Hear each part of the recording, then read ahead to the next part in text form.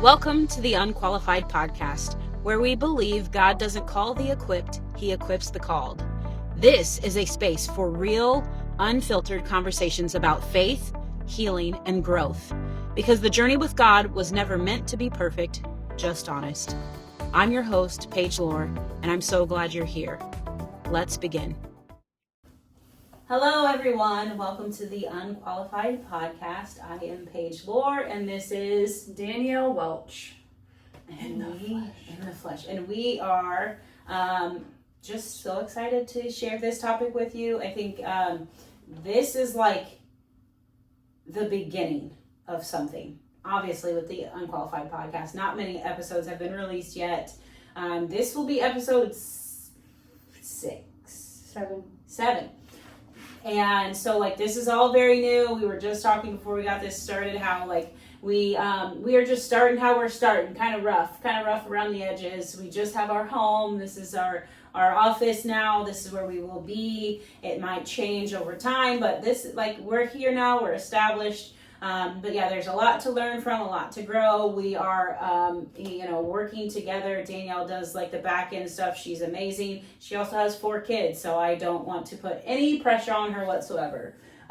So this is a volunteer situation, so yes. I know what I'm getting myself into. And the Lord is going to bless her for all of the things that she does and the ways that she helps other people and me really. Like, you ever just have a friend where they're just like, man, they need so much help. Like, that's like me. So I thought you were gonna say, do you ever have that friend who's like, you jump, I jump? Yeah, well, that too. But you do need some help. Yeah, and so do you. I need help. I got issues, but you got them too. Oh man, and that's this topic. That's pretty relevant. It's pretty relevant. This is good. So we are talking about the very, very often said, and it's put on postcards and on cute little Instagram, messages. Don't look back. You're not going there. Okay, and so I get it. It's cute. I understand the intent behind it.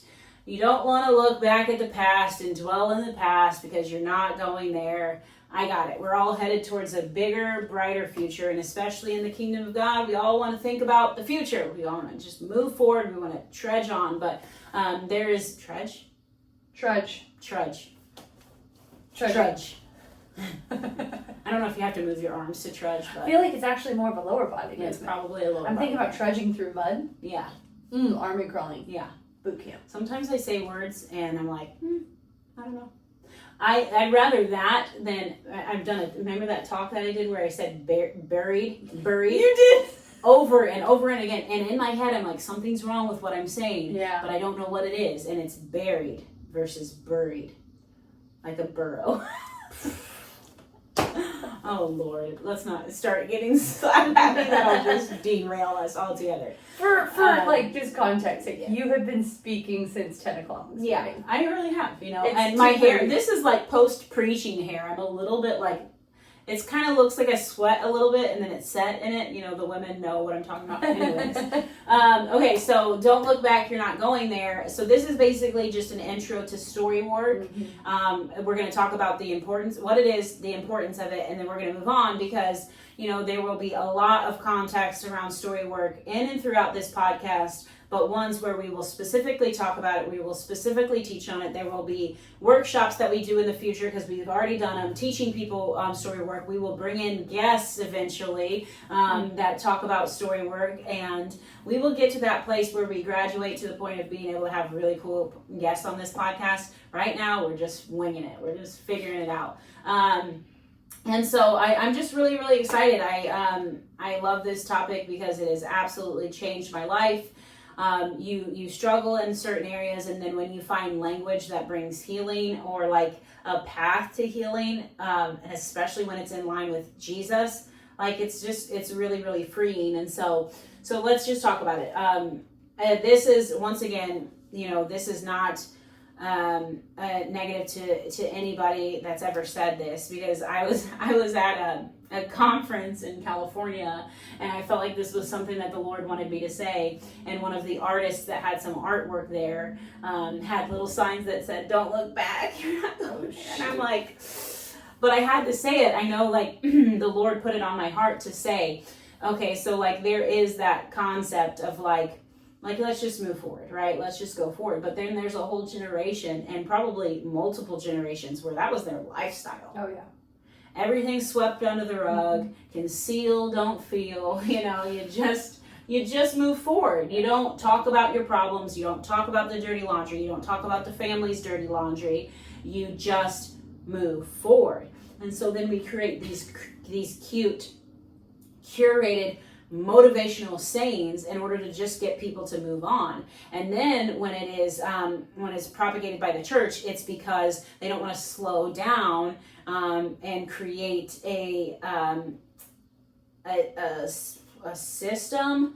I don't like the word system because that feels boxy, but they don't want to create an infrastructure that allows and cultivates places, people, for healing and safe spaces. So we get them in, we get them prayed up, or we preach at them, we pray at them, and then we send them out and say, don't look back. Right? Mm-hmm. And so it's just, this is like more of, it's not like you're wrong, we're right, whatever. It's more of like a call to armor ourselves with some more equipment, and it's being aware of a whole new like ecosystem that the Lord is using to help people heal. And in this place, it's places of safety where people are able to look back. And look back at their story. I don't know, like, the concepts, like, I haven't studied New Age. I've heard New Age floated around. But like, I know some things seem New Agey to people because they just haven't taken the time to really heal. Mm-hmm. So many Christians have never really healed. Yeah. They just play hurt. Mm-hmm. And that's okay. It's just not God's best for us. So my call and my blanketed statement over this episode is, no, actually do look back. Actually do. Because no, you're not going backwards, but you left yourself there. So what is moving forward if it's not you? What is moving forward if you're fragmented? What is moving forward if you're broken? So don't look back, you're not going there. You're moving forward, but you're broken and you're taking fragmented pieces with you. Mm. What's the benefit of that? What's the benefit of moving forward and never looking back if I'm not healed and my healing is just in a little bit of awareness of what I encountered, right? Mm. So I'm going to take you through a couple different stories. I'm just going to make you aware of a couple different broad concepts that we don't have the time in this episode to dive into, because each concept in and of itself is going to need probably a full episode. So we're talking about Storywork, which is going back and looking at your story. It is inner child healing, and it is family of origin work. So you look back, you look at your family of origin. You look at your grandparents, you look at what they did, the positions they held, the jobs that they had, personalities, archetypes, the way they led the families, what's in the bloodline. Is there addictions? Is there disease? Is there mental health issues? Was there business ownership in your bloodline? Was there pastoral? Were your grandparents pastors? My bloodline was there slaves in your bloodline? It's like, were there slave owners in your bloodline? Were there what is the not indentured? No. People that set people free, people that fought for that. What is that word that I'm looking for? Like, I don't know. It's were there freedom fighters? That's just a good word, whatever, just a random word. Like, were there people that fought for the freedoms of others in your bloodline? Were there people in politics in your bloodline? So that's like family of origin, but then also in your ecosystem and your home, the home that you grew up in. Who were the people raising you in that home? Was it your parents? Was it adoptive parents? Was it people that took over because something happened? There was rupture, there was death. Was it your grandparents that raised you for whatever reason? Mm-hmm. Like, What is the house and the home that you grew up in? What were your siblings like? Did you have any siblings? Were you an only child? What was the relationship like with the people that raised you? What was the relationship like with your parents? Like, it's being able to explore and understand all of those dynamics. So that is understanding your family of origin. Storywork helps you like dive into that, writing stories of your family of origin. Storywork is just writing, recalling, and telling stories of yourself. Storywork doesn't always have to be the past.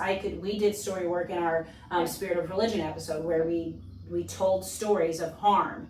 And stories don't always have to be of harm, but that's what we did there. And then it's inner child healing. So there's a child within all of us that needs healing in some way, shape, or form. It could be grand things. It can be really, really small things. There could be trauma in your past, or there could just be like rupture that we all experience that just needs repair.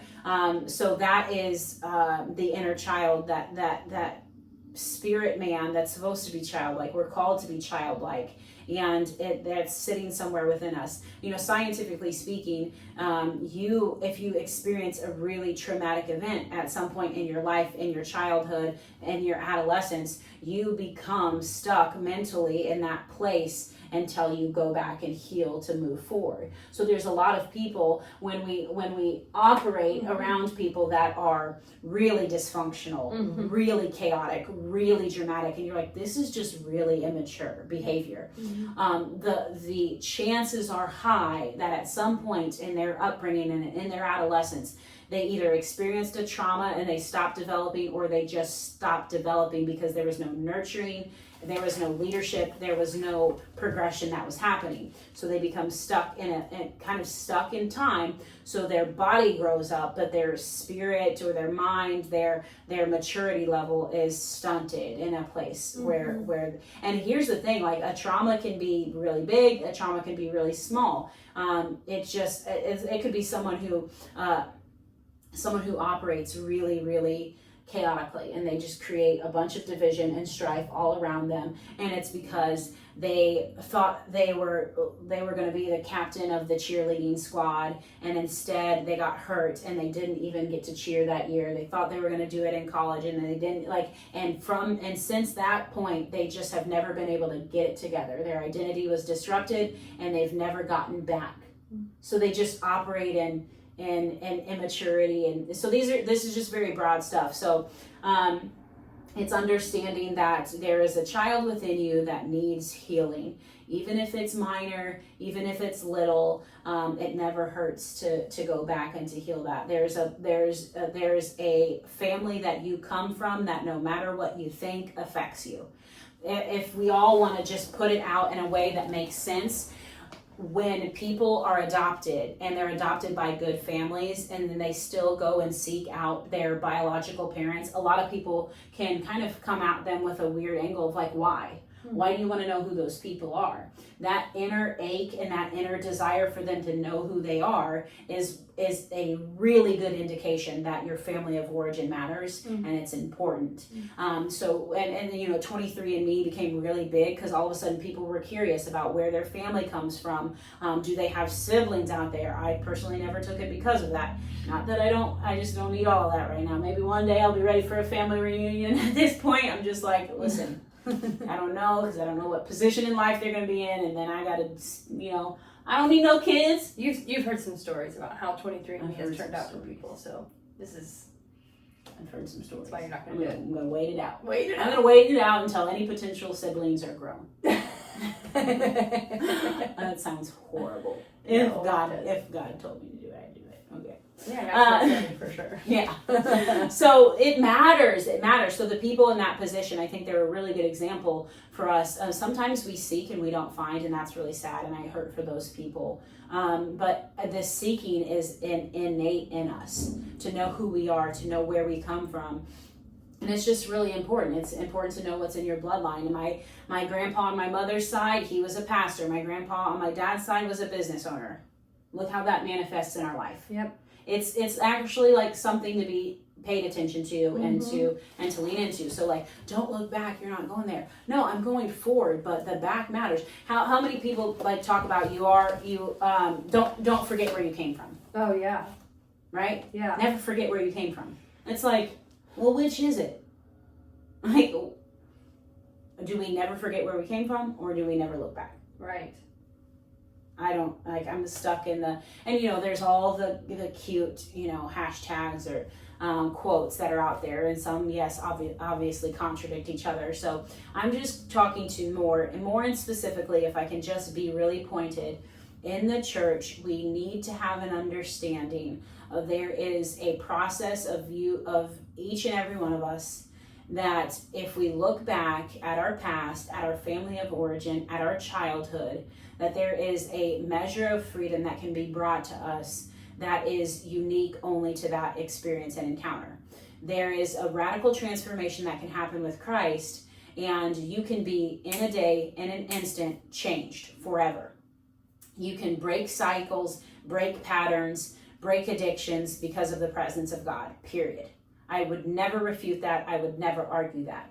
But when it comes to understanding what you've been through and really getting that deep measure of healing from it, and not just, I'm changed forever, let's move forward. It's like, you changed me forever. I want to understand that at a deeper level. Then he can kind of walk you back and help you encounter some things and encounter his presence and his goodness, and he teaches you. And I believe a lot of times we do it for ourselves, but we also do it in order to equip and understand others. I think looking back at our own lives also gives us another lens of grace, because if we can look back at our life and realize, oh my gosh, like there's actually so much, then we have that grace to look at other people and realize they probably have a lot of baggage and a lot of damage in their past as well. And so it's really helpful to have this as a tool in your tool belt. Yeah. Especially if you're going to disciple anybody, being able to be curious about where they come from and about what they've been through, and creating a safe place for people to share these stories is probably one of the greatest things that you can do in discipleship. People want, there's the trauma dumpers that want to tell their trauma because they want pity, they like pity, they're addicted to that. That's not always fun when you counter that. Those people will just dump on you, and it's not the greatest, right? Once again, you have grace for that. Like they need healing, and you can help with that. But there's people that have never told their stories to anyone, and they're just waiting for somebody to be curious enough. But since they were kids, no one cared. Yeah. Right? So there's people that are waiting with significant stories of harm, or significant stories of harm can come off like abuse and only abuse. But harm can be neglect, it can be abandonment, it can be unkind words, or just a lack of care and attunement to what's going on in their so somebody could be raised by really, really good parents, in the sense of like they took care of them, they provided for them, they loved them, but they never ever said, how are you? Yeah. What's going on in your world internally? Yeah. They never sat down on their bed and said, like, I noticed you've been a little down the last few days. Like, what's going on? So it's like they were good, they were there, but they never attuned to the inner part of their heart. So you go through life, and everybody's like, well, you came from a good family. I love your parents. They're awesome. I love my parents too. I agree. They're awesome. But there's just that missing piece. Well, how is it manifesting in your life today? Yeah. Because it does. Yeah. You have never been attuned to. You either accept that and you accept it, and you let your, you compromise, and you receive less love than you deserve. And red flags don't matter because it's like you're used to that. Or it's like the opposite, and then you become really, really, really super needy of being attuned to. And it's like all of a sudden now you're married, and this spouse is like, if they don't ask you if you're okay or how you're feeling or what's going on all the time, you're super disrupted because you have to have that because you didn't get that. Or you're just so used to it that even when your partner does ask you, you are shut down, you never had it, so it doesn't ever come out. So then there's a disconnection. So it's like there's the flow, there's the opposite effect or the living in it effect. The trauma responses to that lack of attunement could be to run away from it or to just solidify around it, where it's like, okay, I wasn't used to this and I will never have it, I'll never need it, right? Or I never had that and I have to have it and I'm gonna go get it. It's like a pendulum swing. Yeah, it's like, yeah, exactly. Yeah. And the desire is to get the pendulum to stop swinging, get you right there in the middle. Yeah. Where you're healed from that. You know? Yes. So that is understanding those dynamics at play. And so, like I said, we'll get into, and there's probably so many things that I didn't mention. One thing that I will mention before I tell a couple stories, and then you can ask any questions. I'm not an expert at this. I also don't feel like I'll ever be allowed to be an expert in anything, quote unquote. The Lord is really like, I study something for years and I'm like, I might as well get certified in that because I've been studying this for years, and it would be, basically like passing some tests and following some work, and then I've got a title under my name, and the Lord's like, stop. Maybe one day, maybe he'll let me go through like a scholastic phase of life where I'm like, I've got all these degrees and I'm How about you get your own kids through school first? Yeah, I gotta get my kids educated. My kids gotta read, like, okay, and technically you're re-educating yourself by educating your children. I'm so afraid of my kids being illiterate. It's so insane. Well, they definitely won't be. I know. But you won't be able to answer certain questions for them for sure. Hey, chat. What is the capital of Maine? Yeah, so maybe I'll go. Yeah. So maybe I'll say I'm an expert in this because I've got this degree and this certification or this and this and this in the future. Like, we got a lot of life ahead of us, and I'm in the thick of young kids. We're in the thick of young kids. So so maybe one day, but for now I'm not going to claim to be an expert. I've just learned a lot. I've learned from a lot of experts that are really, really knowledgeable. I want to be mindful of I'm saying things broad because this is a lot to unpack, and I just want to keep it as simple as possible for now. I don't know everything. I've just learned a lot. The one concept that I think is really, really important in all of this is that your body keeps the score. And there's a lot of literature on this, and you can go look it up. You can literally type in Google, your body keeps the score, and you're going to get 50 books recommendations based off of that. Yep. Ask ChatGPT, your body keeps the score, and I would like to find, literature around this concept, and you'll get a list, right? There are some resources that I have listened to that have helped me with all of this. Anybody basically that has come from the Allender Center is going to be a pretty good resource. And this is like that, the Allender Center and people that have studied there are people that I study. One of the people that I have listened to over the last few years is Adam Young, and he has a podcast called The Place We Find Ourselves. It's an incredible resource. And yeah, sometimes I expect to have him on the podcast at some point and be able to pick his brain. That will be really crazy. And so anyways, there's just a lot of information on this topic, all these topics, but on the concept that your body keeps the score. So I can give a couple stories, but some things that I've learned is that your body can keep the score, or your body can record information even to your gestational period. So, and that's scientifically proven. Once again, just go look into it yourself. That's not my job. You do your job. I had to educate myself. But yeah, your body can remember stuff. So if your mother was always stressed out, if your mother was in a bad, unhealthy situation, an abusive situation, if your mom was struggling with drugs or alcohol, obviously your body can literally react to that, but your body also records memory. So if there was a disruption in gestation, like your body remembers that. And I think it was like up to 6 months or something like that. But regardless, from the time we are born as well until the here and now, our body has been keeping record of what is happening to us, around us. So environmentally, that's why it's so important, where something could never physically happen, but your body is sensing its environment. And even if nothing ever happened to you, but let's just say something was going on in and around your home that made your body feel unsafe, you could have that feeling of unsafety and carry that throughout your entire life. Mm-hmm.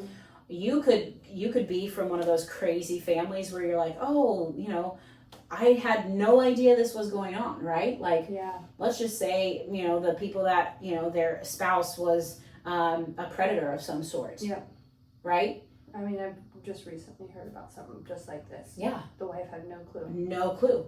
But your body senses, feels. Yeah. So if you are a child and you grow up in a home where harm is being done, and maybe it's not to you, and maybe you don't know anything about it, it's behind closed doors that you don't get to be behind, but you can sense it environmentally, like that matters. Or just a lack of love. Like your body keeps the score of that.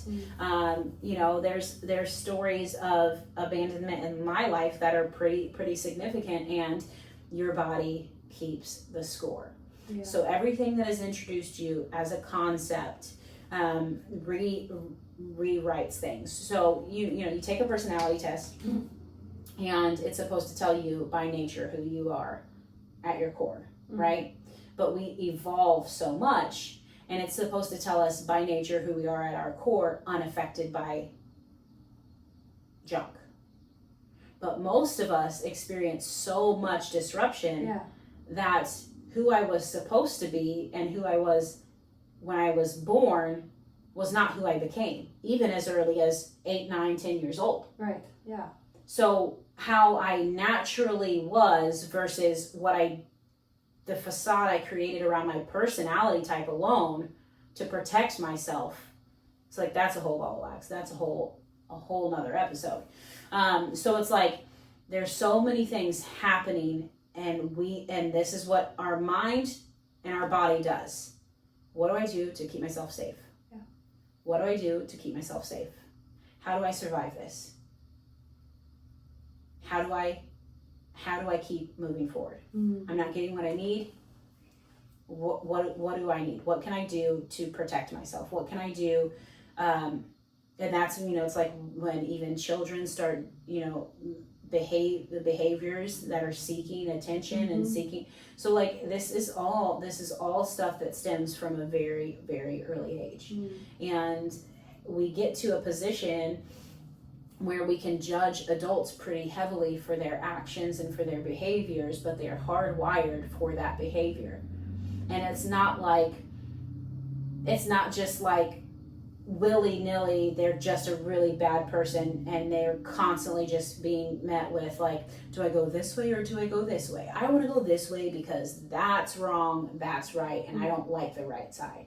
It's like they don't know any better because they've just been constantly they've been being trained to operate a certain way. If it's bad behavior, it's and this is the concept of nature versus nurture, which is like, I geek out over this kind of stuff. I don't know if you can tell or not. A little bit. That weird science experiments, this is not okay. It's not okay. It never should have happened. But like separating twins, it was a Netflix episode. It was so interesting. Separating twins, what was it? Triplets, to see like nature versus nurture. Wow. Like how they were, and it was boys. Oh my gosh! Now we're gonna have to follow up, and I'm gonna have to talk about that at some point. But basically, it's saying like, is it just is behavior? Are negative things, evil things, is that just nature, or is it a part of nurture? And what we've come to the conclusion of is there's a mixture of both. What it means to be by nature is that it's a generational thing. It's not you as a child were born depraved or bad or evil. It's you were born into a family that carried an evil bloodline that had evil in itself, right? So that's nature, where you inherit things that need to be broken off. Everything inherited naturally through our bloodline can be broken off, just to be clear. So we have the authority to do that. So you don't have to be controlled by what was passed to you. But then nurture is your story. Nurture is your environment. Nurture is the way your parents cared for you or didn't care for you, the way your parents were around or not around. And so I think that's where I want to kind of like rest it. So like this stuff is really, really important. You can think that you're not being in any way infused with issues from your past, but you absolutely 100% are. Yeah. And I just don't like when somebody can't just own that. I just don't have, like, it's not, I don't want it to sound bad. I don't have the patience for it in the sense of like, I don't need to break down science. Yeah. Right? Yeah. Scientifically proven you are struggling with something from your past. Period. Whether you are the scientist that figured it out or somebody else, it has been proven. Right, it has been proven. Yes. And then at the end of the day, like, why is it so bad to admit that you might still have things that you need to work through? Oh, well, it's bad to admit it, or you don't want to admit it because your pride and ego are keeping it up, or you have guilt and shame that you're just wanting to keep it suppressed. Yeah. Or you're not sure what you'll uncover if you start to dig. And then some people get scared. Well, I think that There's was a lot of people that are scared. Yeah, I'll let you finish, but that's a question I have at the end. Yeah. So. A lot of people are scared. I have grace for that. But also only so much when it's like, well, you already, like, you know it's there. It's not going to kill you. It didn't kill you the first time. It's not going to kill you. Yeah. It will heal you. So it's worth it. But it's like, oh no, like my past doesn't really affect me. It's like, just you saying that says that it does. Yeah. It's like I have done so much healing and my past still affects me. Yeah. I mean, I had to do so much healing from abandonment. I had to do so much healing from so much. And even in the last year, all of it was tested. Yeah. It's like one of my good friends moved away and it was a call on her life. But if I was not triggered from abandonment, I would be lying to you. Yeah. It's like everybody leaves me. You know?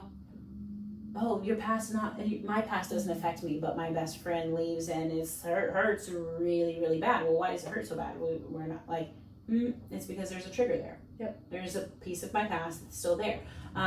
Financial issues Yep. Coming up and arising in our lives. Well, it feels so suffocating because it's a part of my story of origin. Yeah. It's how I was raised. I was raised in a single parent home and I watched my mom struggle.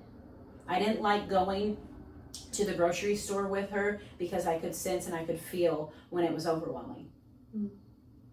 I remember the statements where my mom didn't want to disappoint, so she would like, and the September, October, November months, like, hey, Christmas might be like light this year. She always showed up and showed out. I don't know how she did everything, and it wasn't always like the big things, everything we may have wanted, but she did her best every time. But it was still like there was this subtle preparation, like it might not be what you hope for and expect. So like, just don't, expect the world, like, so if like, you can think that it doesn't affect you all you want, but then you've got money or you don't have money and it's affecting you because of the way you grew up. You either grew up with money and you're living without it now, or you grew up with money and you have it and there's a lot of who you are that is operating based off of that.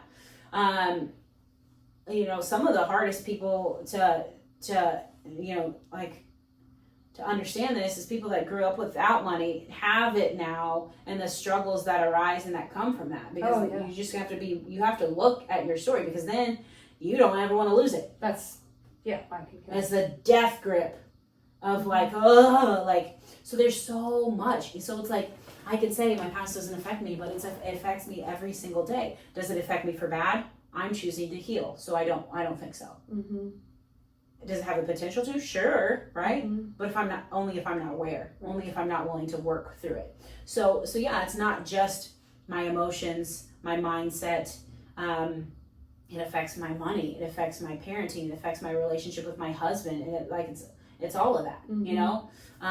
Growing up in a single parent home where, my dad was never there and my mom had to do everything, and she was the mom of the house and she was the man of the house. you know? Yeah. And how does that come across when you're now in a marriage, you know? So like there's all these we're hardwired, and we just need to rewire ourselves, and that takes just being interested in your own story and diving into it, and then healing. And yeah, I just think the church is not equipped.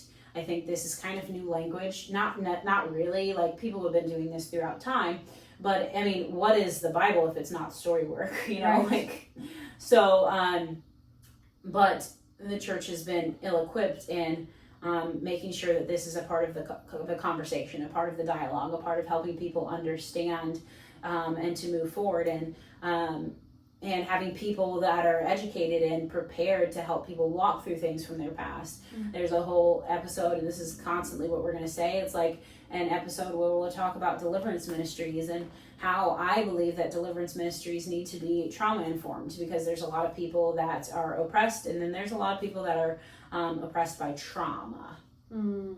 And so they're in fight, freeze, fawn mode. They're in one of their trauma responses, and it's manifesting to you in a way that you think is an indication of a different type of manifestation. And it's just a lot. And so just being able to understand, to be trauma informed, to be able to understand someone's story, and that tender care and affection that can come in when you understand someone's story. It's powerful as someone that ministers to people, but it's also powerful to the way you view your own story. So I will say, let me just give a couple stories, and then a couple questions, and we'll be done. Cool. I think it's just a really introductory. This is important. This stuff matters. You should look into it for yourself. Yeah. And dive into some resources.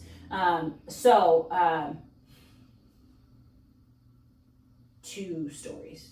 One story. I am trying to figure out this lust that I've been dealing with my whole life. This is several years ago now. And I had tapped into behavioral modification, where like ear gate, eye gate, I am clear. I don't struggle with this anymore. And then I fall down this path of temptation, and I encounter lust. And it just like overwhelms me, overtakes me in a really weak and horrible situation. This is all in my book, Sin is Finished, if you kind of want to read the background story. And then I have a radical encounter with God the next day. And so like the Spirit of God comes and overrides that guilt and that shame and all of the condemnation and all of that. And so then I'm taken on this journey of like, okay, God's power can like overcome this situation, and I don't have to struggle with this forever. I kind of thought it would be my cross to bear, and I just have to manage it. You know, so people that feel like they have to manage sin, this is a really good opportunity for you to get curious. So this encounter with Jesus happens. I feel like it's supposed to be uprooted from my life, and so therefore I start to go down a path of discovery. So the issue is, when you have something that's repetitive, when you have a cycle in your life and you want to break it, you have to know where it starts. Because otherwise you're going to think and have inner dialogue that says to you, I have always been this way. I have always been this way. So potentially I was born this way. So I've been dealing with lust since I can remember. I must be just some sicko. Right? So that was a part of my internal dialogue. So then God comes, His Spirit comes, He shows up for me in this radical moment, and then every step after. So I'm asking Him, like, where did this start? Because this is not okay. Like, I don't think I was born this way. I don't think this was right. I don't think this is how you created me. So in order to stop this cycle of lust and get rid of it, I want to know what happened. And basically it's just like, what happened to me? Yeah. What happened to me? Because there's a point where, like, a point of our lives where we start to remember a lot. And then there's a point before that where, like, I don't remember being that age, you know, like, I don't remember that, but your body does. Your body 100% does. And then your soul has record as well. So then when you get curious enough and you ask God to gently guide you through these things to help you pinpoint these places, then so much kindness comes into your story, because he walked me back to situations where I was exposed to inappropriate touching, and inappropriate touching by a peer, by a few peers, and all probably potentially innocent, or it was something that was being done to them. I was exposed to pornography, and it just like, then someone taught me masturbation at a really young age. I think it was around like 7. So our body has sensation. When we are taught to tap into it, the spirit of lust attaches itself to that. So children are naturally curious. That is one thing. Yeah. For children to be naturally curious for children to be naturally curious, and then it to be tapped into by someone who has already been tampered with, or by something that has already been tampered with, then that spirit comes in, takes that natural curiosity and perverts it.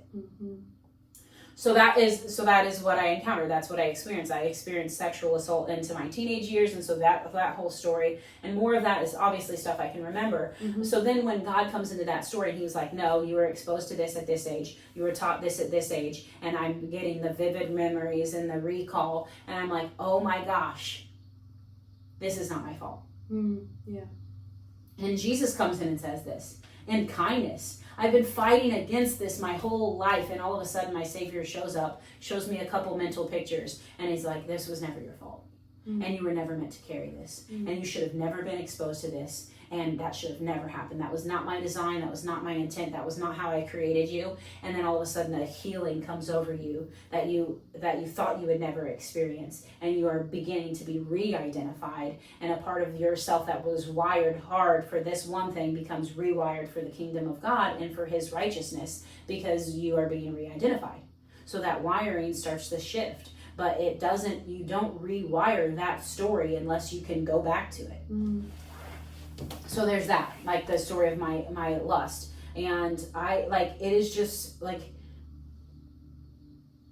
anytime we have a relapse or whatever, I have not experienced that. It's like, that was such a past season of my life, but just to kind of bring that up, it's like anytime there's something resurfacing, and so there's a story to be curious about. Is just what I will say. So that's like my sexual story. There's so much more to that. I remember riding in a car with my mom and my sister one time, and they were like, remember when I couldn't remember kids' names. I never asked for people's names. So there was one neighbor girl that I called Friend. That was just her name, Friend. And they're like, remember that one time where you and Friend got caught naked together, and so the mom called mom, and we had to come pick you up. And it's like, I don't remember that, but the feeling in my body. So they're laughing because it's like, you were young and you were naked and we had to come get you, and I was a nudist, so that was an innocent piece of my story. But then it was like, it was stolen. That innocent piece of my story was stolen. And when they were saying it, I knew. I knew something happened, because my body was disrupted. And I felt a sick feeling and an anxious feeling. So then I walked through that with God, and he kind of illuminated some things to me. And I think it's a protection. I still don't know what that girl's name was. I remember her dad had a red Corvette that he used to clean a lot. And that's what I remember. And I remember she had her room and toys in her room, and then she had a waterbed in the other room. And another story, another time. So it's like, okay, so these pieces begin to come together, and I'm like, I am not a sexual deviant. I am not a pervert. I was not born this way. So I become re-identified, and I am being healed and being rewired because I looked back. Wow. With Jesus. Another quick story. God not showing up for me felt so, in the timing that I wanted, felt so frustrating. So really frustrating. And then, people will be like, hold on one second. Okay, so the story of, my my heavenly father versus my earthly father, and being able to look back helped me in so many ways, because it's like, okay, I am having trouble waiting on God and his timing and him showing up for me, because my immediate knee-jerk reaction is, I can believe that he's going to show up for you. I can believe that he's going to show up for you. I can believe that he's going to show up for you on time, perfect. I cannot believe that for myself. And so then here I am feeling horrible, feeling guilty, because, people will be like, if you don't have faith, it's sin. If you're worrying, it's sin. And so I'm like, God, I believe you are good. I believe you are good. I'm living my life for you. I love you so much. But when it feels like you're late, I freak out and I don't think you're coming. And then I just remember this like really kind and really gentle moment, and he just like brought a memory to my spirit. And so I just remember I got a call from my dad one time, and I remember I used to be jealous of the girls whose parents were divorced, and they had like, I have to go to my dad's this weekend. I used to be jealous of those girls because I'm like, I wish my dad had a house that I could go to. I wish he wanted me. I wish he fought for me. Like, you're complaining because your parents split up. That's really hard. That's your hardship. But like, you get to go be with your dad this weekend. Like, that's really cool. So my dad called me. He's like, have you ever heard of the band Immature? And I'm like, yes, I love them. What is that? My love, do you ever dream of candy coated rain? Okay, so and then they're so cute, and I'm like, I'm young, and I'm like, I love this band, I know this band, and he's like, I have tickets to their concert, and I'm gonna come get you for it. And I'm like, oh my gosh, I'm so excited. First response, I didn't tell my mom because I didn't want to be embarrassed when he didn't show up. I already knew. But I had hope. I'll be there around this time. Okay. So I am kind of ready, but I'm casually just waiting. And every time I see headlights pass my window, I look out and it's not him. And I look out and it's not him. And it goes from he's going to show up, he's not going to show up, he's going to show up, he's not going to show up, to he's not coming at all. And then admitting to my mom, he said he was going to come get me. I was ready, but I didn't want to say anything. And to now I'm admitting it to you because I realize he's not coming. And yeah, it's like God brought me to this place of like waiting at a window for my dad to come, and he never came. And how that was such a theme of my life. I remember like the coin toss in my head as I'm riding home on the school bus is like, is my dad going to be there or not? Wow. And if he was home, it was definitely on my mind. If he wasn't home for extended periods of time, which is more of what happened, it was like, maybe when I get home, my dad's going to be there. And so that was how I experienced my life. So then God comes in and he's like, I know the church can kind of make it like put a lot of pressure on you to have a lot of faith and to be really strong in your faith and to never worry and to never doubt and to never question. But I don't put that pressure on you because I watched as you were a child waiting on your dad to show up, and he never showed up. So I get to prove to you that I'm not like that. Wow. But it's going to take time. And I don't blame you for that. I want to correct that in you. I want to make it right.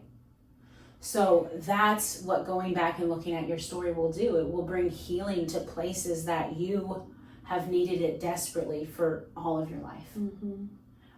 So much more to this, so many more stories that I can tell, and we will do a full episode. I just wanted to get this out there because if people are needing healing and just that next level, like this is a great place to start. And you can reach out to us. Active on social media, and we would both be willing to shoot you some resources and get you guys into a vein of starting to learn this and figuring out for yourself. I can walk people through this. That's what I do in my root sessions. But most importantly, the Holy Spirit is capable because before I found resources, I had Jesus. So any questions? I was just going to say, if somebody wanted to know, like, okay, this really connects with me, and I do want to do something about this right now. I'm going to end this episode, and I want to dig in. How do I start what is it, a prayer? Is it a journal entry? Yeah. What do I do? Like, yeah. I can go get a piece of paper. Yeah, I think journaling is a great place to start. I think you can pray and say, okay, God, there is this specific area, because from what you're hearing, you're probably already feeling something in your body that is disrupted. And so you're curious and you want to know what the tie back is to that. So that's all you that's all you have to do is recognize that, then pray like, okay, God, there's this area where I feel like a disconnect, and I want to know what it is that what it is that my body is feeling, what it is that my body is experiencing, what I've been through, and how you can heal me in a deeper level. So I just ask that you journey with me and take me back to whatever I need to go back to. And you can even just start with your own story of origin. Write as much stuff down as you can remember about your family, about the people that raised you, about the people that were near the ones that raised you, about the support system that your parents had, how your parents acted, their personality types, the things that they were into, the things that you were exposed to. Write about yourself, who you were as a child, things that happened to you, so you can do all of that work yourself, and you can ask the Holy Spirit to come alongside you, and then you can just start tapping into some resources and learning about certain lanes. If there's one moment of traumatic memory, ask Jesus to walk you back through that story so that he can heal that story with you. And a lot of times it's writing it down and finding safe people to share that with. But it can also just be between you and Jesus, where you're writing it down and you're like, okay, I surrender this story to you. What do you want to show me about this? Mm-hmm. Because I think above everything, he wants to tell you he was right there with you. Mm-hmm. He never leaves us, and he doesn't forsake us. And he's so grieved by what you experienced and what you encountered, and he wants to make it right, and he wants to heal you. So, there's a song, I think it's a country music song, and maybe it's Carrie Underwood, where in the music video it shows where Jesus was while this little kid's mom was being abused by a boyfriend. I can't remember. Do you remember the music video? Oh no, I don't. They're hiding behind the couch. Yes. I'll have to find it. Yeah. But there's a song out there that's about that. Yeah. But I think it was a country music song, which it would have been like late 90s, early 2000s, because that's when music was still really good. Yeah.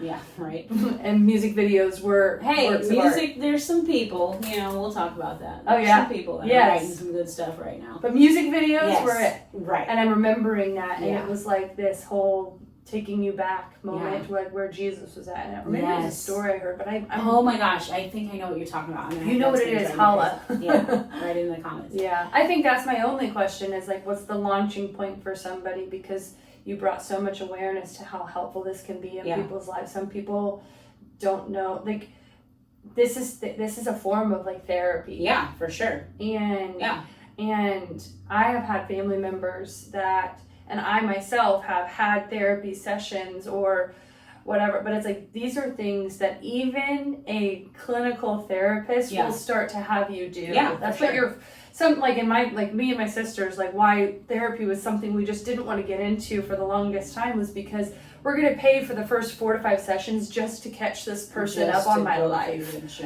When there's so much about our own stories that if we just dive into them on our own, then when it is time to talk with somebody that is a safe person, we'll know where we need to maybe focus in on. For sure. Well, then the Holy Spirit is your wise counselor, so he can walk through everything with you. And then he will bring people into your life that you can talk through some of these things with. Yeah. So make sure you find safe spaces if you're going to communicate any of the things. Because if they're not safe, they will further damage you. They will. So just be very aware and be Holy Spirit led in who you share this with. But start with journaling and between you and God. And like I said, there's some great resources. You can reach out to us, and we will definitely help you out with that and point you in the direction. Like I said, that Adam Young podcast, The Place We Find Ourselves. Anybody from the Allenders Center, Carrie Scott Garcia, her podcast is called The Honest Pod. Yep.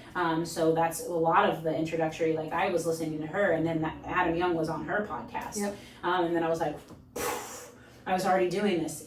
They gave language to it. So, we scratched the surface. Yeah. I think we're good. Okay. Yeah, that's good. I'm gonna pray. Yeah.